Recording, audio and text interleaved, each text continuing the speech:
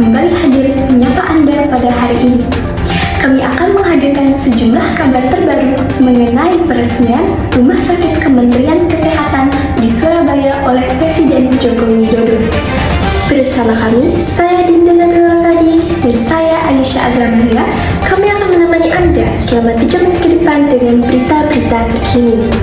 Pada Jumat 6 September 2024, Presiden Joko Widodo didampingi Ibu Iriana meresmikan Rumah Sakit Kementerian Kesehatan di Kota Surabaya, Provinsi Jawa Timur. Ia berharap dengan meresmikan pembangunan rumah sakit ini dapat mengurangi jumlah masyarakat Indonesia yang berobat ke luar negeri. Pada sambutannya, Presiden Jokowi membahas mengenai peningkatan kualitas layanan kesehatan dan fasilitas rumah sakit untuk mengurangi jumlah pasien yang berobat ke luar negeri. Dengan membangun rumah sakit dengan fasilitas dan layanan yang memiliki kualitas tinggi serta dinilai sudah berstandar internasional, Presiden Jokowi berharap masyarakat Indonesia akan tetap berobat di dalam negeri, tidak ke luar negeri. Hal itu karena setiap tahunnya aliran devisa mencapai 180 triliun karena masyarakat Indonesia yang pergi berobat ke luar negeri. Kita tidak ingin masyarakat Indonesia yang sedang sakit pergi berobat ke luar negeri, seperti ke Singapura dan ke Malaysia. Di sini sudah ada rumah sakit yang pelayanannya baik dan akan membantu yang sakit akan cepat sembuh. Dengan berobat di rumah sakit ini akan mencegah kehilangan devisa negara kita kurang lebih 180 triliun setiap tahunnya.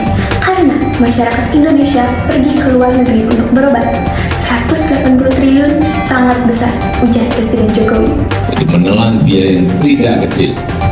Tetapi saya kira pemerintah tidak ada masalah mengeluarkan anggaran asal pelayanan kesehatan terhadap masyarakat itu semakin baik.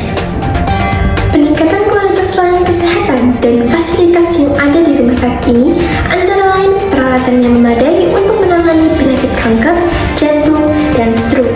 Selain itu, rumah sakit ini terdiri dari 4 gedung.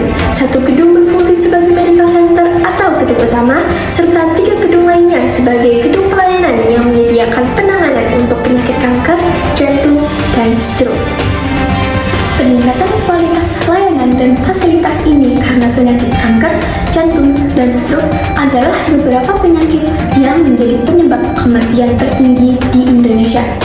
Selain untuk mencegah kehilangan devisa sebesar 180 triliun, pembangunan rumah sakit ini juga dibangun sebagai upaya menurunkan angka kematian akibat ketiga penyakit tersebut.